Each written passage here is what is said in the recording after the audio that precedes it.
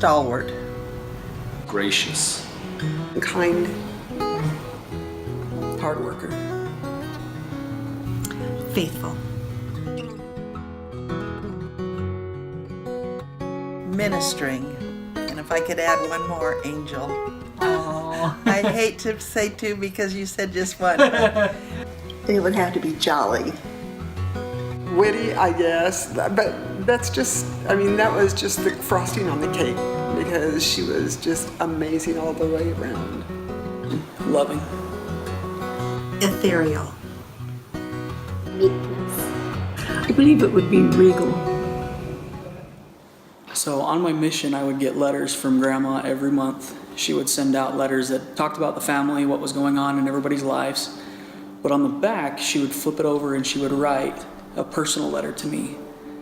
And it was neat because on my mission, I could see the different experiences that I would talk about with her. She would always write something special, something that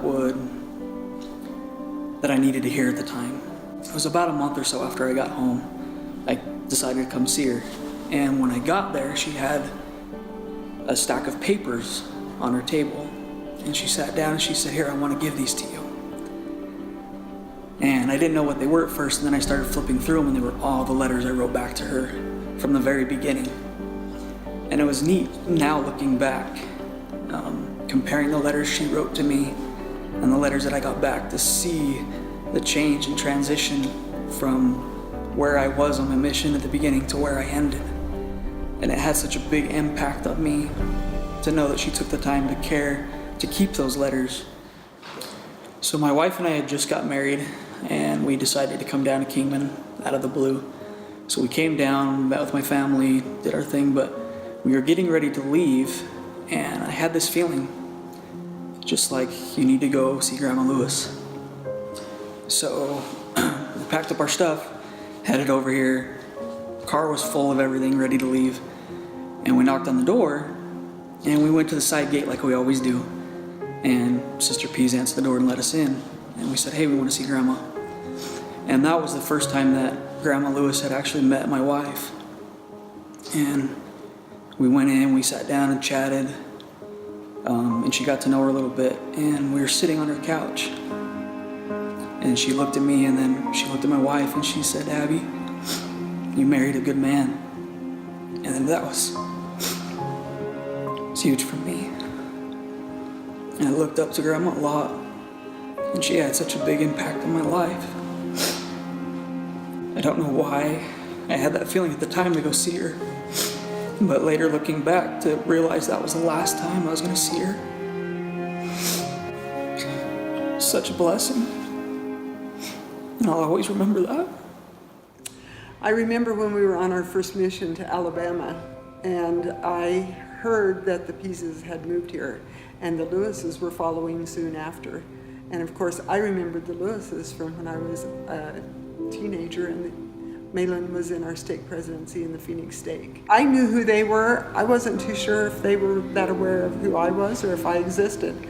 But when we came home from our mission, and shortly after, I saw Malin in the hallway, and I said, "Brother Lewis," and I shook his hand, and he said, "Well, little Al Calhoun."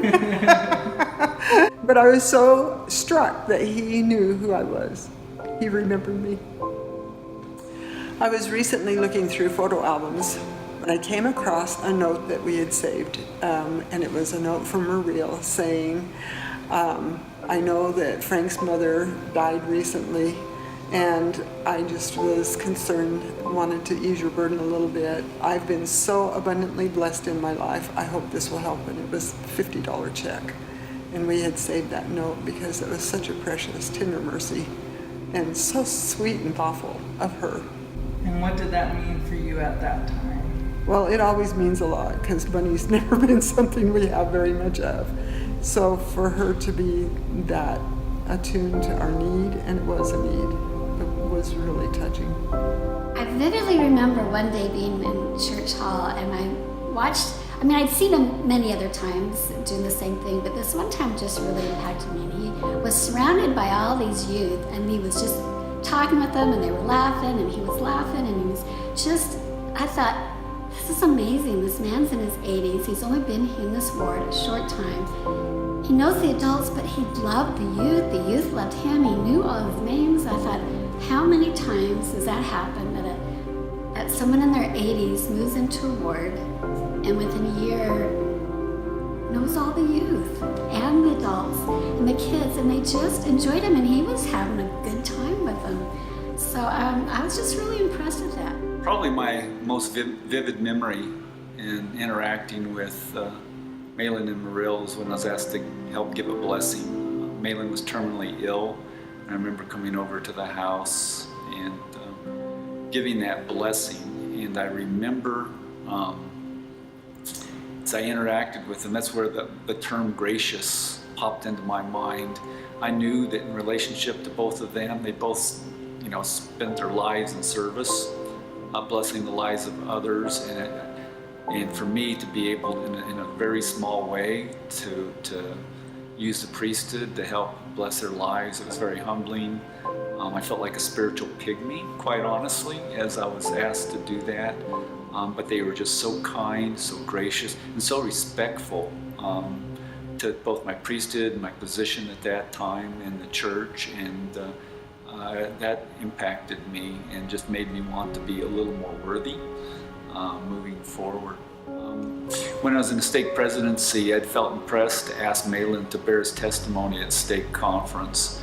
And it was at the very end of his life. I think it was probably just a couple of months before he passed away. But had him come up and bear his testimony. Couldn't go up to the stand, but brought the mic to him. And he bore his powerful testimony. And I know that touched a lot of people. So I think that, I think he truly did endure to the end and was bearing his testimony clear till the end of his life. So I think that would be something important for his posterity to remember and understand. I felt that Malin Lewis was probably one of the most spiritual men I had ever met. Just before he passed away, he was at a stake conference. He was in a wheelchair, and I remember to the back, in between the curtain and the chapel itself, they took a mic to him, and he bore the strongest testimony of anybody I've ever heard. Everyone was in tears, including him, and it wasn't too long after that he passed away. But what an impact that was on him, not just his family, on us, not just his family, but each of us that got to hear that man, knowing he knew that his time was short, and yet he bore such a strong testimony. It was beautiful. Myreel and I were visiting teaching companions for probably close to 10 years, and I loved every minute of it. She never let me get by a month without going. We had 3 sisters that we taught down there. One was semi-active, the other 2 were inactive. Semi-active lady, we started going to her house, and every time we went, her husband would come and sit right in the chair opposite her, and he would dominate the whole conversation. His wife would just sit in the chair.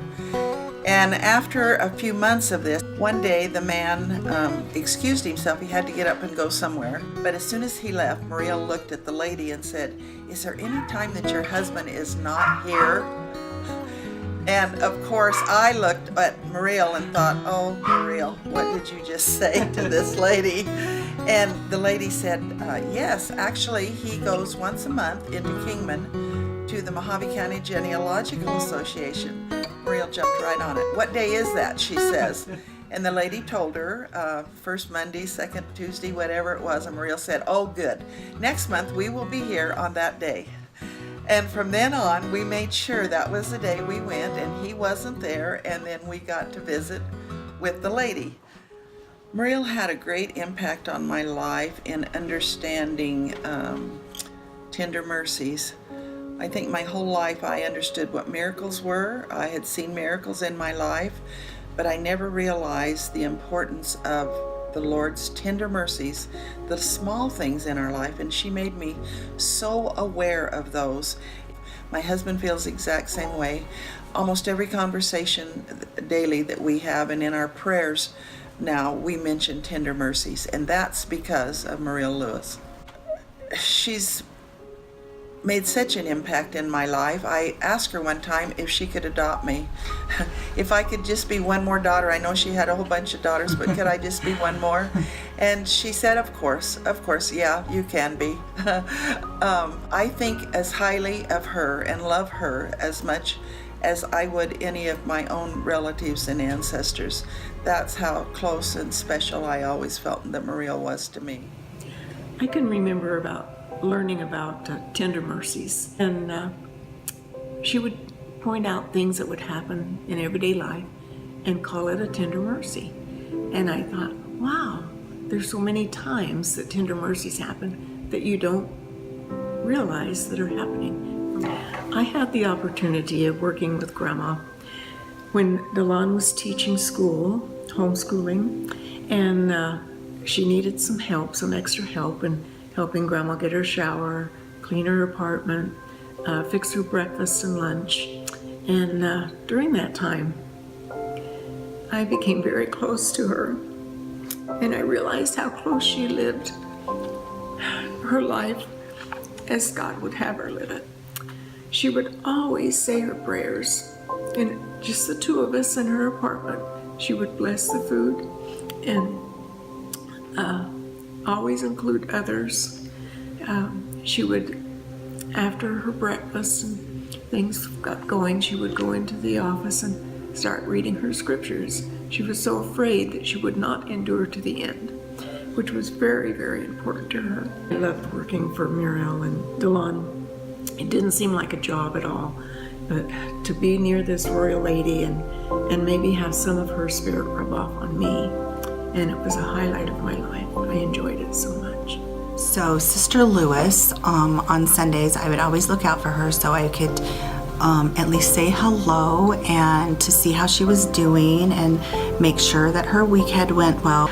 I always had to wait in line because Sister Lewis was really popular, but it was worth the wait because I had to see how she was doing. Once when Myreel came to visit me as my new visiting teacher, she came with Debbie Fleming. We were talking about sweets, sugar, that kind of thing. All of us seem to have a really crazy sweet tooth. And so I was telling them about Chili's and their molten lava cake and how they would bring it out and it would be kind of indented in the top and they put a big scoop of vanilla ice cream. Then when you cut into it, the molten lava would flow out into the ice cream and make it kind of melty. It was so good. And so Myreel stopped me right then. She said, now wait a minute. She said, tell you what. She said, your birthday's in about 2 months. And she said, I will host both of you at Chili's and we'll have a molten lava cake. And so I thought, she'd probably forget in those 2 months. She did not forget. And so we had the molten lava cake. I met Brother Lewis once. I saw him a second time. But the first time I met him, I was so impressed. So kind, so sweet, so gentle, a wonderful man. And so I was so impressed that when I went home, I wrote him a letter. And I gave it to Myreel to give to him. And I told him that where I came from, which was in North Carolina, that he would be considered the epitome of the perfect Southern gentleman.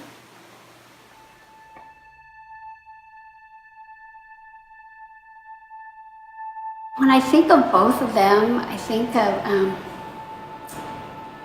gonna cry.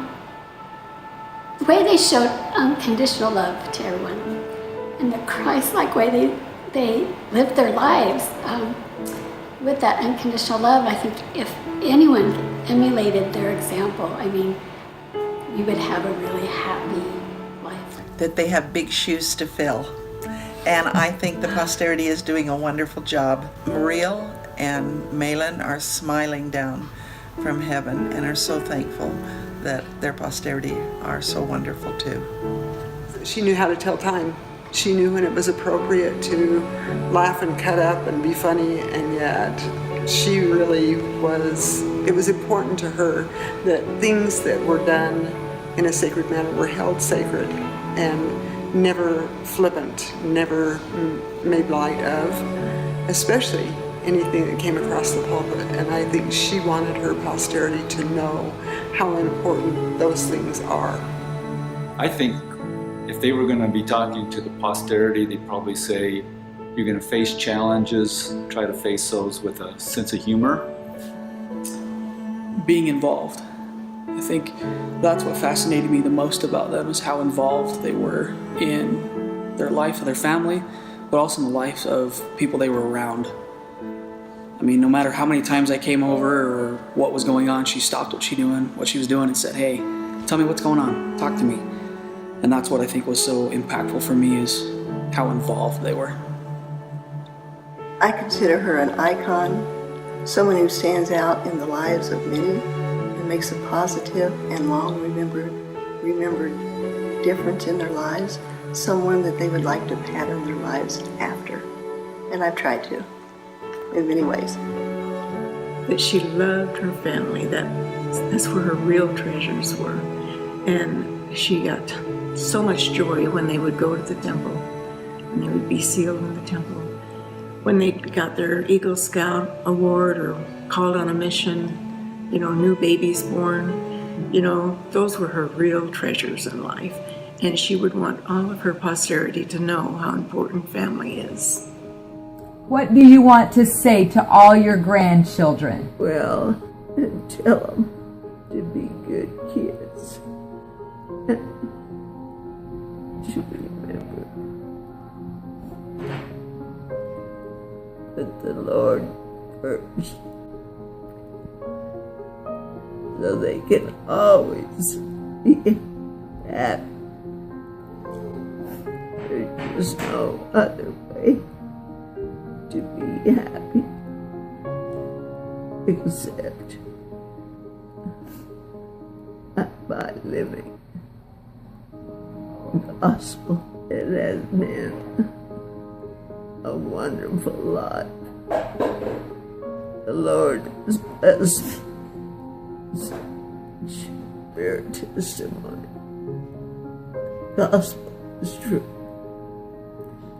Jesus is the Christ. This family has a mission. It has a destiny. All the plan is planted here, and to have leadership in every place you live. But the live of God here on earth and prepare for the Savior's heaven. Raise righteous children. I plead with you, I beg with you. And send these sons to all our nations. God bless you. I love you. Thanks for coming.